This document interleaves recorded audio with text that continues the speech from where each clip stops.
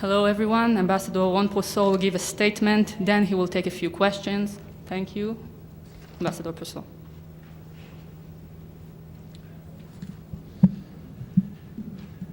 Ladies and gentlemen, well, listening to the remarks made earlier by some of my colleagues, I'm reminded of an Arabic expression, darabni wa baka, sabakni wa ishtaka, which means he hit me and he cried.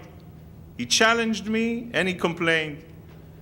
2 weeks ago, Hamas abducted Eyal and Naftali and Gilad, 3 teenagers who were making their way home from school. Rather than denouncing this appalling attack, the Arab nations have the audacity to stand before you today and criticize Israel. Even after Palestinian President Abbas condemned the kidnapping, the Palestinian representative did not have the courage and dignity to denounce an attack on 3 schoolboys.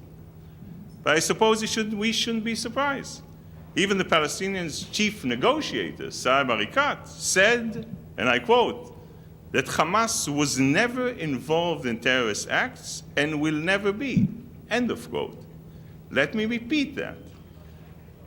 Arikat said that Hamas was never involved in terrorist acts and will never be. Well, Arikat deserves a PhD in theoretical physics, since it seems to me that he functions in an alternative universe. But then again, he's in a very good company.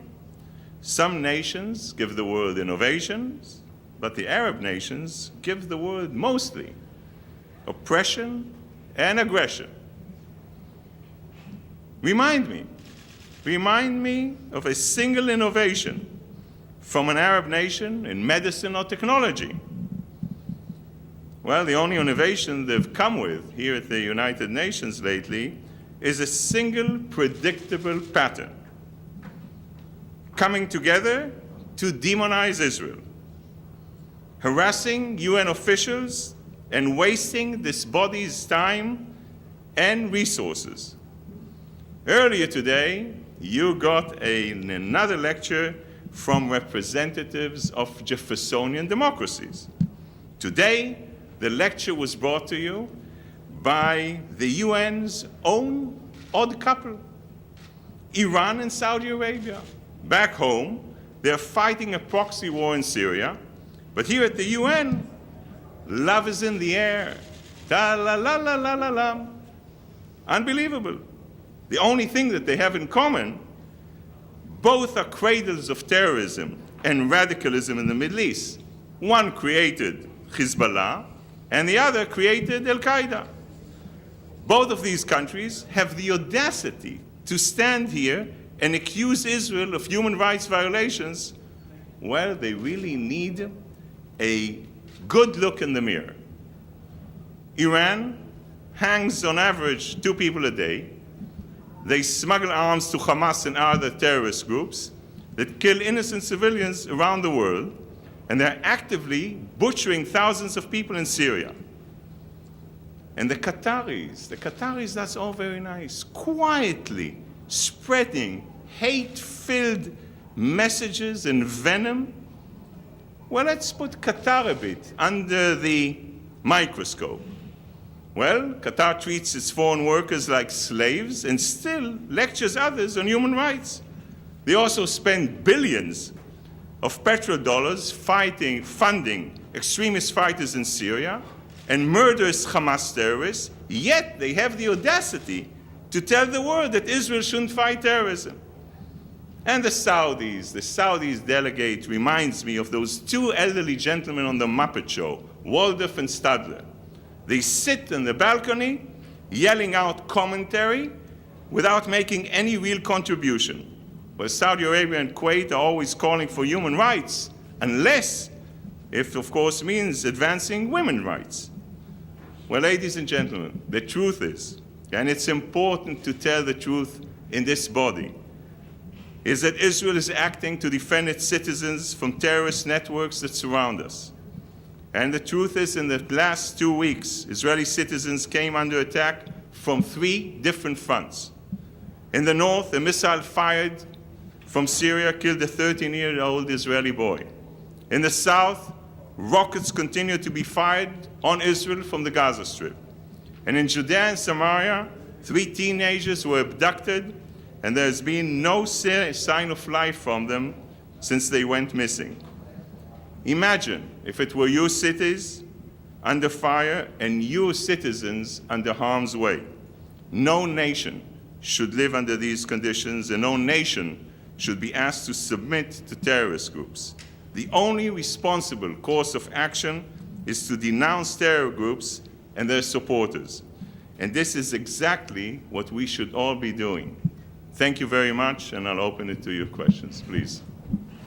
Yes, Joseph Klein from Canada Free Press. Could you just comment on I guess the accusation or charges that perhaps Israel overreacted in arresting 300 to 400 people in the West Bank and Gaza in response to the abductions? That's one of the accusations that's been raised under this banner of, quote, collective punishment that they charge Israel with. Could you just comment on that? Thank you. Of course I will. Look, Israel is submitted to terrorist activities day in and day out. Missiles are flying, like I told you, out of Gaza in 67 lines, in green lines, basically on every city in Israel. And this has become something that people are getting accustomed to. We have teenagers being abducted. One of the Shalit released prisoners murdering an Israeli police officer. We have from Syria, Israel being attacked on the northern border. I mean, look at this small country. We are entitled to defend ourselves, and if we go after the infrastructure of Hamas, an organization that doesn't recognize Israel's right to exist, doesn't recognize any agreements, and basically pushes and promotes violence, well, that's the one thing that I think every country is allowed to do, and that is to defend its citizens, and that's what we're trying to do every day.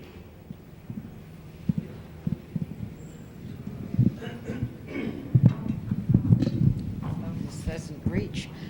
I'm too short. Ambassador, the other criticism is the expansion of the settlements, which goes beyond the Arab ambassadors today. Could you kindly comment on that?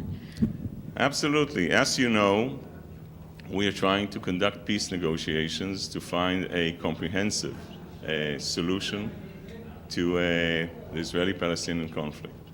Those are 2 different things. Instead of sitting and making peace with Israel, the Palestinian Authority is now jumped over to make peace with Hamas, the terrorist organization that doesn't recognize Israel's right to exist. So we have to differentiate between 2 things. And this is terror and murderous activities against the state of Israel, which every democratic country should defend and do everything it can again to defend its citizens. And that's the minimum we should be doing.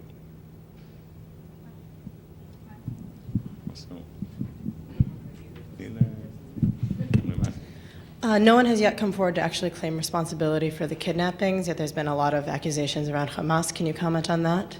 I can only say and repeat what the Prime Minister of the State of Israel said, that Hamas is behind this, and we are trying to do whatever we can to find the 3 teenagers.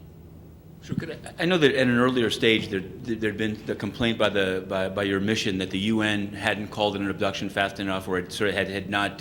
Has that been resolved? Did you? What have you conveyed to the Secretariat? And also the situation of Robert Seri. I saw your foreign minister was quoted as saying that either he might be PNG'd or his mandate might end by the end of the year. Is that the case? And what's your government's thinking on Mr. Seri's continued service? 2 things. One, as you saw me the last time around, I said, and I repeated that, where are you? Where is the world, where is the United Nations when 3 teenagers are abducted? So that question is out there, and if I'm not mistaken, but you guys are more experienced than I am, I have not seen or heard any Security Council resolution or press statement denouncing that. On the second issue, no comment. We are working on the issue. Yes.